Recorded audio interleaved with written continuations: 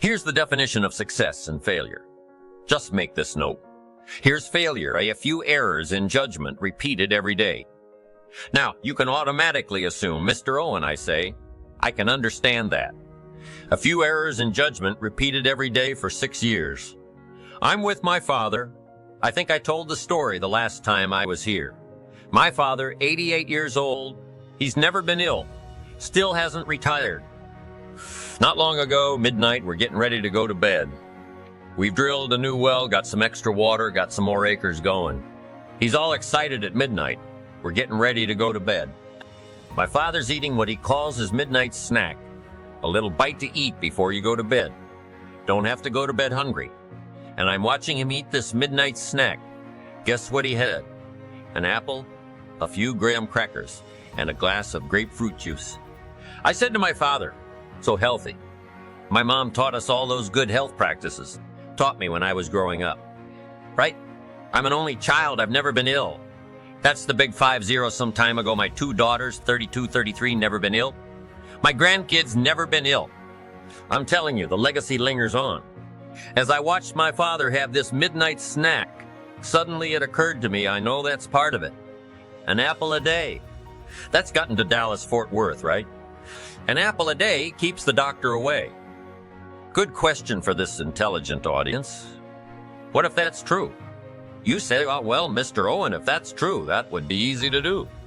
Then what's the problem? It's easy not to do. It's easy not to adopt it as your own personal philosophy. Or the guy next door says a Hershey bar a day. Say, oh no, you've been watching too much television. It is not Hershey bar. You've got to be smarter in philosophy than to fall for the Hershey bar a day when it's an apple a day. You've got to be smarter than that. And if you make that kind of an error in judgment every day for 6 years, I'm telling you, it'll accumulate into disaster. Sometimes in the first year you say, well, you know, I'm so healthy now. What difference is it going to make? You've got to be smarter than that. Just because disaster doesn't fall on us at the end of the first day doesn't mean disaster isn't coming. You've got to be so smart that you look down the road and say, will the errors in my present judgment or philosophy, what's that going to cost me in 1 year, 6 years, 1 month, 6 months? I'm telling you, the money cost and the health cost and the success cost is too gigantic. If you look down the road a little ways and say, are there errors in my current judgment? Like an apple versus a Hershey bar? Is that just a good illustration of some of the rest of my errors in judgment? If it is, that's where I found myself at age 25. I started working when I was 19. I met my teacher who helped turn my life around when I was 25. That's 6 years. At the end of the first 6 years of my economic life, I've got pennies in my pocket. I've got nothing in the bank. The creditors are calling saying, hey, you told us the check was in the mail. I'm embarrassed. I'm behind on my promises. I live in America. I'm a 25-year-old American male. I've got a nice family, every reason to do well, and I messed up. Now what's messed up? I used to think it was the community that was messed up, and the country was messed up, and the government was messed up. If those Democrats ever get in the White House, that'll really mess things up. If the Republicans stay in power, that'll really mess things up. The economy was messed up. Interest rates were messed up. I thought all this stuff was messed up. Then I found out that's not what was messed up. I was criticizing the only thing I had to work with. What was really messed up was my own personal philosophy, my own errors in judgment. And my own personal philosophy brought me, in 6 years, 2 pennies in my pocket, nothing in the bank, and trying to explain why I wasn't doing well living in America. A 25-year-old American male got a family, every reason to do well. Once I understood this, here's the formula for failure. Errors in judgment, being lax about developing your own personal philosophy, killing. It's called accumulated disaster. It doesn't matter whether it's your health or your bank account. A guy's got an empty bank account, probably has high cholesterol. Why? Over the last 6 years, he never paid attention to either one. And it doesn't matter whether it's a dollar, whether it's your money, or whether it's your cholesterol counts. All you've got to do is commit the errors. And just because disaster doesn't fall on you at the end of the first day that you don't eat an apple. You say, well, I didn't eat an apple today and tonight I'm not ill. Well, you've got to be brighter than that. Someday you've got to leave first grade. Reason we make those first grade desks so small so they won't fit at age 25. I mean, right? You don't belong here anymore. Let me give you the secret to success, the formula for failure. A few errors in judgment repeated every day for 1 month starts the weakness, starts the disaster process. You can imagine what happens in 6 years. Now here's the formula for success. A few simple disciplines practiced every day. And you've started a whole new process called a whole new life. A few simple disciplines practiced every day. And if you decide today to go for the apple instead of the Hershey bar, I'm telling you, you have begun the process of turning your life around.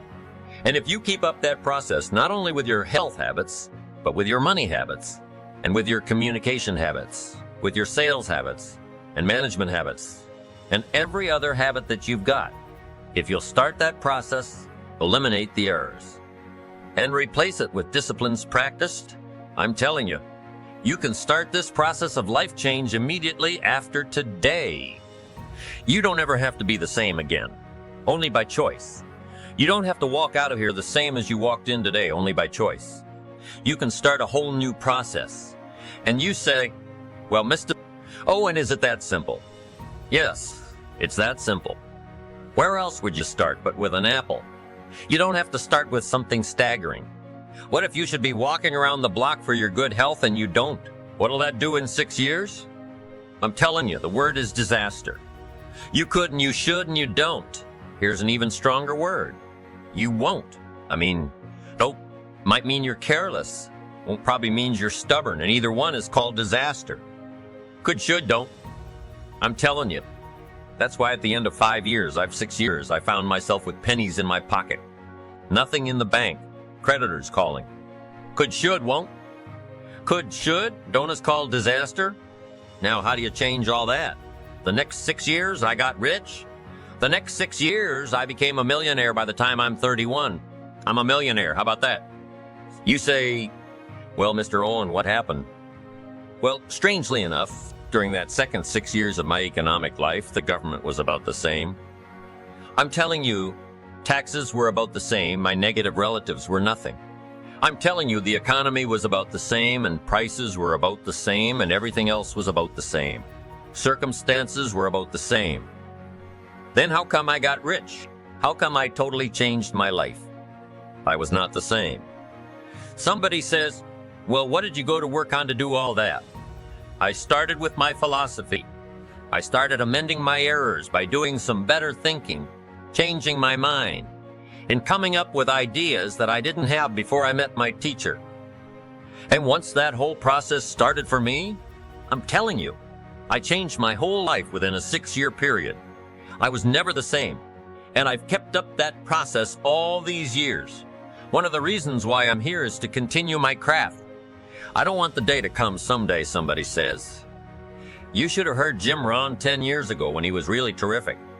I want people to say, I heard him 10 years ago, but you should hear him now. I'm telling you, the man works on his craft. I'm telling you, the man's done some extra reading. I'm telling you, the man doesn't miss a trick. I'm telling you, he's worked hard on himself. That's why he's able to deliver like he does. The same thing can happen for you as a teenager. It can happen to you as a mother, as a father, as a business person, as a salesperson. Running a business doesn't matter, management, wherever you find yourself. This is the process called personal change. And what I say to start with is start with your own philosophy. Your philosophy is going to determine whether or not you go for the disciplines or continue the errors. That's called potential disaster. And everybody has it within their power. What was so happy for me to find out at age 25, Mr. Show said. Mr. Owen, you don't have to change country, but you do have to change velocity. And if you'll change philosophy, not country, you can turn around your income. You can turn around your bank account. You can turn around your skills. You can become capable, powerful, sophisticated, healthy, influential, all the other equities that you could possibly want out of your life using the only stuff there is and not trying to change any of this stuff. Appreciate all of this stuff with all of its ups and downs, with all of its mystery of why it works and sometimes it doesn't work. Don't challenge this. You don't have to ask for another planet. You don't have to ask for another country. Just ask for another book. Ask for another seminar. Ask for another idea. And you can start this whole process of personal life change. Now, I can spend the whole day on philosophy. That's where it is. If I could get you intrigued with that enough to study it, enough to ponder it, to where you'd pick up the commitment like I did. Say, hey, as simple as an apple a day, as simple as a walk around the block? Why not start right there? If you don't start there, where else are you going to start? Might as well start where it's easy and then go to the more complicated discipline. Because if you can't handle the complicated, the simple disciplines, how can you handle the complicated thoughts? Held in mind produce after their kind. What you think becomes your reality. Earl Nightingale in his audio program, The Strangest Secret, says that you become what you think about. Ralph Waldo Emerson summarized this idea more than 100 years before by saying, a man becomes what he thinks about most of the time. The law of mind is extremely powerful and is, in many ways, a basic law for explaining many of the other laws that refer to mind action. The natural extension of the law of mind is the third law of success, called the law of mental equivalency. This law says that your primary responsibility to yourself is to create a clear and accurate mental equivalent of what you wish to experience in each dimension of your external life. If you want to be happy, you need to clearly define for yourself and create the mental equivalent or picture of exactly what happiness means to you. If you wish to enjoy health and long life or happy relationships or financial prosperity, you need to create in your mind an exact, detailed picture of what you desire, as a result of a whole series of other laws that I'll be discussing. This becomes the critical starting point that begins inevitably to lead you to the realization of your dreams and goals. The fourth law of success is called the law of correspondence. This law has been talked about for perhaps 4,000 years, and it's one of the fundamental laws that explains human experience. It simply says that as within, so without. It says that your outer life will tend to be a mirror image of your inner life. Your external world will tend to correspond almost exactly to what is going on inside both your conscious and subconscious minds. There are four major areas where you see the law of correspondence working all the time. The first is simply in your attitude. Whatever your attitude is, often before you even say anything, people will reflect it back to you in the way they talk to you, in the way they talk to you and treat you. As within, so without. The second area where the law of correspondence is evident is in your relationships. Your relationships will almost perfectly mirror your attitude and your personality. If you're a good and happy person, you'll have good and happy relationships. As you become a more patient and tolerant and loving person, your relationships will reflect this almost immediately, very much as a mirror will do. The third area of correspondence that you see is in your health. Much of your health can be directly traced to specific attitudes that cause you to suffer from minor and major illnesses. The extensive work that's been done in the area of holistic medicine seems to suggest that there are corresponding attitudes of mind for most illnesses that you or I suffer from, the common cold and flu, all the way up to the most serious illnesses that are often life-threatening. Whenever you're anxious or upset or unhappy for any reason, for any period of time, your body will begin to reflect those feelings. The entire basis of psychosomatic medicine is the conclusion that your mind, psycho, makes your body, soma, sick. What your mind harbors, your body eventually expresses. The fourth application of the law of correspondence is that your external world of material accomplishment will exactly correspond to your internal world of preparation.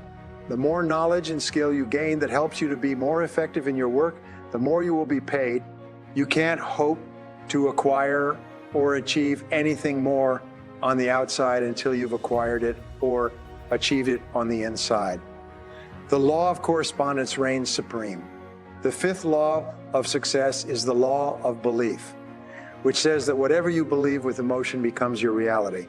You always have a tendency to act in a manner consistent with your innermost beliefs and convictions. Your beliefs, in fact, act like a filter or a screen that edits out incoming information and only allows into your conscious awareness the things that you've already decided are true about yourself and the world. William James of Harvard said, "Belief creates the actual fact." In the Bible, it says, "Whatever a man thinketh in his heart, so is he." For example, if you absolutely believe that you are meant to be a great success in life and that no matter what happens, Nothing can stop you from achieving the greatness that is yours. You'll act in a manner consistent with that belief, and you'll eventually make it come true. If you doubt your ability to be successful for any reason, this negative belief will be demonstrated in your tendency to hold yourself back. The most important part of the law of belief is the necessity for you to question your own self-limiting beliefs. These are the beliefs that act like the brakes on your potential. These are the nagging doubts and fears that people have about themselves and their abilities that cause them to sell themselves short. When you have self-limiting beliefs, you have a tendency to settle for far less than you may be capable of. Self-limiting beliefs revolve around your ability to lose weight or quit smoking or earn a certain amount of money or be attractive to members of the opposite sex or develop new abilities that are more conducive to your success and happiness. One of the most important steps you can take toward achieving great success is for you to question these self-limiting beliefs. You might even ask others who know you well what self-limiting beliefs they seem to think that you have that may be holding you back. Remember, self-limiting beliefs are often used as excuses. A good way to test your self-limiting beliefs is to ask yourself whether anyone else with the limitations you perceive you have has nonetheless gone on to achieve success. You can also look at your own actions to decide what it is that you truly value. Remember, it's not what you say or hope or wish or intend that is a true expression of your values and beliefs. It's only what you do. Children are very aware of this, and they ignore the aware of this, and they ignore the advice of their parents when their parents say, "Do as I say, not as I do." The fact is, we all seem to know that a person's actions are the true reflection of their innermost convictions. There's a great deal of confusion and unhappiness in the world today because many people feel that if they say something emphatically enough or write about it, it means that they truly believe it. But this is false. You only truly believe what you do. Your actions do speak far more loudly than your words. For example, if you truly believe in the values of persistence and dedication, it'll be evident in the things that you do every single day. If you truly believe in the values of honesty and integrity and self-discipline, you'll demonstrate these qualities in your every behavior. In fact, you can tell what a person values by looking at what they did in the past when the pressure was on. It's only when they're forced to make a choice that you know what it is you really value. For example, when you have to choose between family and work, or between money and work, or between money and honesty, your true values come out. The wonderful and important thing about your values is that you can develop them in yourself by disciplining yourself to act consistent with them, even if you haven't yet made them a fixed part of your character. I'll explain this later in the program. The seventh law of success is the law of motivation, which says that everything you do is triggered by inner desires and urges and instincts, many of which may be at an unconscious level, and your attitudes and behaviors will be determined by your dominant motivations, by what you really want and need in life, not by what you think you want. This is an extension of the law of values, and it's very important for you to understand. There's a simple formula called the ABC formula of human motivation and human action. The ABC stands for antecedents, behavior, and consequences. The antecedents are the things that happen before the behavior. The behaviors are the things you do. The consequences are what happens as a result of your behavior. We know that psychologically only about 15% of your motivation comes from the antecedents, from what you read or learn or are told to do or not do. However, about 85% of your motivation comes from your expectations, what you think will happen. It's your beliefs about the consequences, about the future, that cause you to behave in a certain way. The clearer you are about the consequences of your actions, and the more intensely you desire to enjoy the consequences that your behaviors may lead to, the more motivated you'll be. This is why it's so important to have absolute clarity with regard to your goals in each area of your life in order for you to be motivated to perform at your very best. An important point with regard to the ABC formula is that your behaviors are not guaranteed to achieve the consequences that you desire, but every behavior or action that you engage in will generate a consequence of some kind. One of the most important parts of understanding motivation and behavior is to realize that both actions and inactions have consequences. What you do as well as what you fail to do will have a consequence in your future, and sometimes the consequences can be dramatic and long-lasting, A good exercise in success is for you to write out a description of the type of person that you'd like to be and the kind of life that you'd like to be living. The most powerful faculty that you'd like to be living, the most powerful faculty that you have is your ability to think, your ability to understand. The more accurately you can think about who you are and what you want to accomplish and how to accomplish it, the more effective and successful you will be. The eighth law of success is the law of subconscious activity, and it has several applications. The first part of this law is that whatever thought or idea mixed with emotion you hold in your conscious mind will be accepted as a command by your subconscious mind, will be accepted as a command by your subconscious mind. This means that whatever thought, idea, or goal you can hold in your mind on a continuing basis, you can have because your subconscious mind will go to work to organize all of your thoughts and actions to bring it into your reality.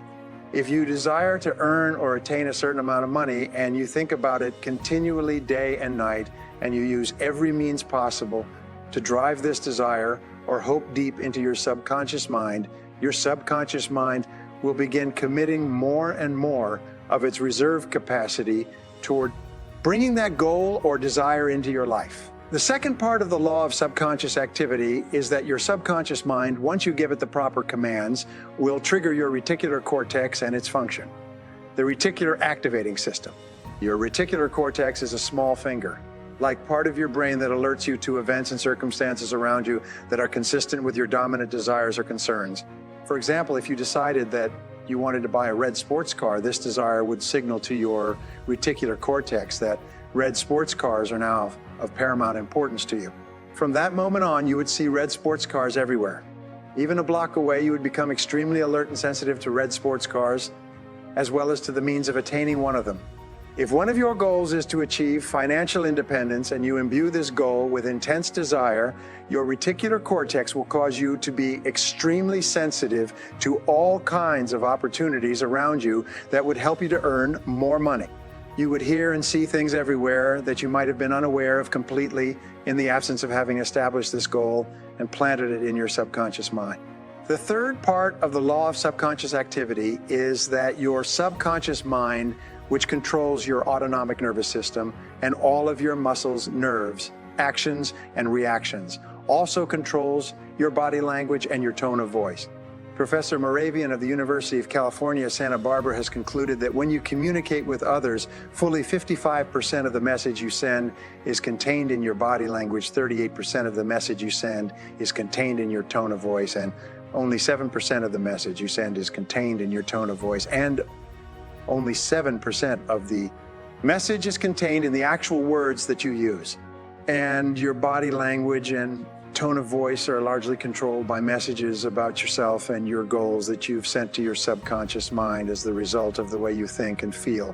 For example, when you've had a success of any kind, you send a charge of emotional energy to your subconscious mind that tells it that you're a winner. For some time afterwards, you walk and talk and act and think like a winner. Your step will be brisker, your voice will be stronger, your eyes will be more focused, and your body language will signify this belief about yourself. Your subconscious mind will accept your predominant emotional thoughts and organize your entire body, voice, and tone to fit a pattern consistent with it.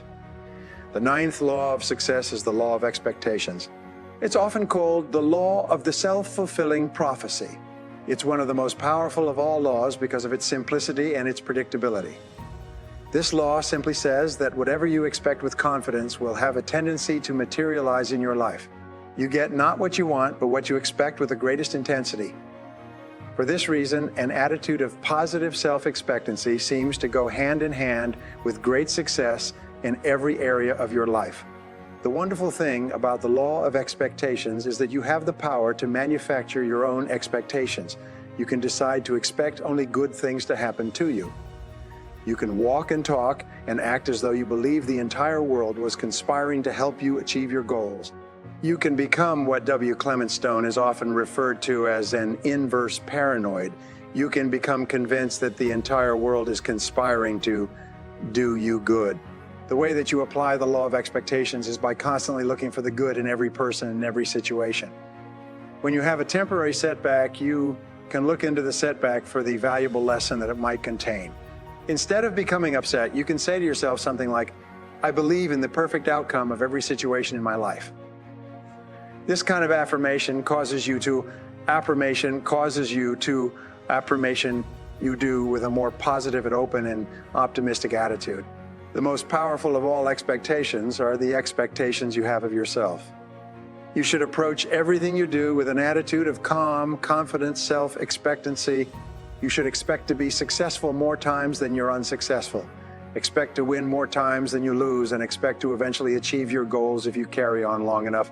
The 10th law of success, which applies to many other areas of life, is called the law of concentration. It says that whatever you concentrate on and think about repeatedly with emotion tends to become more and more a part of your inner and outer life. Some of the most important work in psychology shows that if you dwell upon qualities that you wish to develop, like courage and sincerity and persistence, you tend to actually build those qualities brick by brick into your character and personality. The law of concentration goes hand in hand with the law of subconscious activity, and it largely explains the person that you are today. Whatever you've concentrated on in the past and are concentrating on in the present is having a major impact on your conduct and behavior. What you concentrate on largely determines the quality and quantity of the results that you get and the success that you enjoy. The 11th law of success is the law of habit. It says that virtually everything that you do is automatic and unthinking. You are largely a creature of habit. It says that from the time you get up in the morning to the time you go to bed at night, you have a tendency to follow the path of least resistance and to do the things that you've become accustomed to doing in the past. You eat the same foods for breakfast, you brush your teeth with the same toothpaste, you take the same route to work, you greet people with the same words, you go to lunch at the same time, you work in the same way. Now, there's nothing wrong with establishing habits that enable you to simplify your life. In fact, your life becomes successful to the degree to which many of the things you once needed to concentrate on, such as driving your car, have become automatic and unthinking. When you make certain things habitual, so they no longer require thought, your mind then becomes free to concentrate on other things that can be more helpful to you in achieving the things that you really want. There are several parts of the law of habit, and the first of these is that good habits are hard to form, but easy to live with. The second part is that bad habits are easy to form, but hard to live with. It's one of the hardest of all things to change are bad habits, which are counterproductive to the goals that you want to achieve. It's therefore important for you to sit down and think through the habits that you have and analyze them carefully. You need to decide whether or not they are moving you towards your goals or away from them. Remember, one of the most important of all observations on success is that everything you do either moves you in one direction or moves you in the other. Nothing is neutral. Everything counts. If a habit isn't helpful, it is hurtful. If a habit is not leading you to success, it's probably leading you to failure. The way that you overcome bad habits is simply to override them by the development of new, more positive habits. For example, if you have a golf swing that's causing your ball to go into the rough, you can override that habitual swing by taking lessons and learning how to hit the ball differently. If you have a habit of getting up later than you should, you can override that habit by repeatedly getting up earlier until that new behavior becomes the habit that dominates your thinking and your actions. It's by practicing the law of concentration in conjunction with the law of habit and thinking continually about how you would be with a new habit or behavior. You drive this message into your subconscious mind, and you eventually begin to behave in a manner consistent with the new habits you wish to form.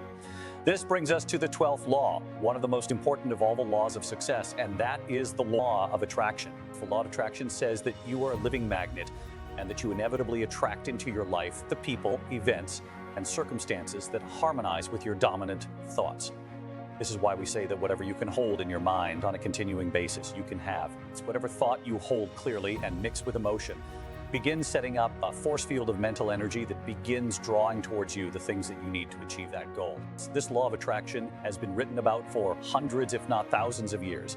It's contained in the old folk sayings like attracts like, or like begets like, or you've perhaps heard birds of a feather flock together. My friend Mark Victor Hansen says that whatever you want wants you. These are all ways of saying that your mind is extremely powerful and that whatever you think, emotionalized, becomes a form of energy like a magnet that's attracting the events and circumstances you experience into your life. In music, the law of attraction is often referred to as the law of sympathetic resonance. It explains, for example, that if you have two pianos in a large room and you hit the key of C, on one of the pianos and then walk across the room to the other piano. The C note or string on the second piano will be vibrating in perfect harmony or resonance with the SECS string on the first piano. One of the most common examples of this law is when you enter a room full of people and you almost invariably have a sympathetic resonance or attraction with someone else in the room. You'll have a tendency to gravitate toward a person with whom you are comfortable and compatible, and that person will have a tendency to gravitate towards you. It's very often two single people at a social gathering will have a level of sympathetic resonance that draws them toward each other and into conversation. It's by the same token, when you have a very clear goal or idea, you will tend to attract people to you and be attracted to people who have ideas and information and resources that can help you to realize that goal. Another illustration of the law of attraction is its opposite, which is the law of repulsion. When you begin to become a particular kind of person because of the way you change your thinking, you will find yourself attracted to people who are similar to you, and you will also find yourself repelling and being repelled by people who don't think the way you do. This law explains why positive people tend to associate with other positive people and why negative people tend to associate with other negative people and why neither group finds the other group of very much interest. You can begin to fill your life with the kind of people that you respect and admire by simply becoming the kind of person in your thoughts that will attract them to you. The 13th law of success is the law of choice, which says that you are always free to choose the content of your conscious mind, but in doing so, you are choosing every other part of your life. Your thoughts control your reality. And since no one else but you can think for you, the thoughts that you choose to harbor determine everything that happens in your life. The wonderful thing about the law of choice is that it says that you have complete freedom to think and therefore to be anything that you intensely desire. The choice is always up to you. The law of choice also says that you are where you are and what you are because you have chosen to be there. If you're not happy with where you are and what you are, it's up to you to choose to be and do something else. The 14th law of success is the law of optimism, which simply says that a positive mental attitude goes hand in hand with success and happiness in virtually every dimension of life. The quality of optimism is the quality that makes you into a cheerful and pleasant person, a person that other people like and want to be around and help. The most successful men and women tend to be very likable people. The more optimistic you are, the happier you'll be moment to moment, and the more things you'll be willing to attempt. The 15th law of success, the law of change, says simply that change is inevitable. The only constant we have in life is that of change. Everything is changing even as you listen to this tape. But the wonderful thing about the law of change is that nothing is fixed either. All progress requires change. And since change is happening in any case, you can be and have and do anything you want by simply harnessing the forces of change and taking advantage of it. The law of change also says that your life can only get better when you get better, but not until. It says that you can't remain the same and somehow improve. The law says that if you don't take advantage of change, you will end up being the victim of change. Things will happen over which you have little or no control, and you'll simply have to go along and adjust your actions and behaviors to whatever occurs. Now, let me tell you a story that is true in more cases than not. Once upon a time, there was a young man from an average home with an average education, working at an average job, and who had an average group of friends. Like most average young men, he was primarily interested in girls, sports, and television. He liked to have a good time, and he spent most of his money enjoying himself. He looked upon his job as a necessary evil that paid for his average lifestyle, and like most average people, he was going nowhere with his life. Then one day, something happened to him. Perhaps he read a book that woke him up, or listened to an audio program, or attended a motivational seminar. Whatever it was, he wasn't the same afterwards. He realized that he could choose to do and be something else. He applied the law of choice. By the law of change, he realized that his life could only improve if he began changing in a positive direction. Using the law of cause and effect, he made some decisions about what he wanted to accomplish and then began searching out the causes of the effects he desired. By the law of optimism, he was positive toward himself and his possibilities. He expected good things to happen, triggering the law of expectations. He went to work on his thinking, and he began to dwell by the law of concentration on his ideal lifestyle. By the law of subconscious activity, he began to walk and talk like the person he envisioned himself becoming. He also began noticing opportunities to advance himself that he hadn't seen before. As he changed his thinking, he triggered the law of mind and the law of mental equivalency, and he created a clear picture of his goals. By the law of correspondence, his outer world began to reflect his new, improved inner world. His beliefs about himself began to change, and by the law of attraction, people and resources began to appear to help him move toward his goal. As he concentrated on his desires, his values and motivations changed, and he began developing the kind of habits that lead to success. In no time at all, by bringing his life into alignment and harmony with the laws of success, he began moving forward at a rate that surprised even him, and so can you. The laws of success are based on the foundational principle that in order for you to succeed, you must first decide what success means to you. You can then begin to apply these laws to your definition of success to bring it more rapidly into your reality. Get off of Instagram and Snap and get off all these blogs. Get into something that can really move your life forward. Getting successful is not a magic trick.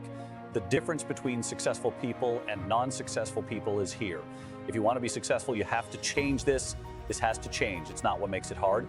It's your lack of belief that it can happen for you. So if you're at a place in your life and you aren't happy with it, you have to change some things. You have to make a conscious, interesting decision that you're going to change, and it's not dependent on anybody else. You get to decide if you're going to be rich, poor, mediocre, plentiful, happy, sad. It's really not important what the majority of people that are blogging are saying. As a matter of fact, bloggers are not relevant people. So when you spend so much time in the blog world, the Instagram world, the chat world, all of this, you're wasting valuable time. I was young and I had what you have, and you're the brightest group of young people that have come along in a long time.